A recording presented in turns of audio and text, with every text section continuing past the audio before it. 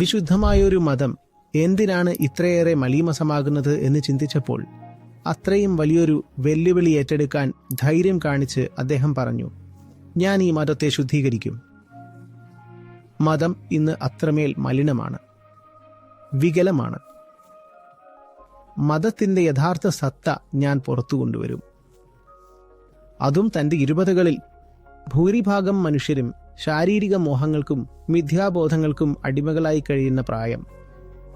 ആ സമയത്താണ് അദ്ദേഹം പ്രവർത്തിക്കാൻ തീരുമാനിച്ചത്. പിന്നീട് പതിറ്റാണ്ടോളം അദ്ദേഹം നിശബ്ദനായി, അദൃശ്യനായി മൗനത്തിൽ കഴിഞ്ഞു. പിന്നെ അദ്ദേഹം ഒരു സ്ഫോടനമായി മാറുന്നു. അദ്ദേഹത്തിന്റെ സാന്നിധ്യം എല്ലായിടത്തും നിറയുന്നു. ഉത്തരേന്ത്യൻ സമതലങ്ങൾ അദ്ദേഹത്തിന്റെ സന്ദേശത്താൽ മാറ്റൊലികൊള്ളുന്നു.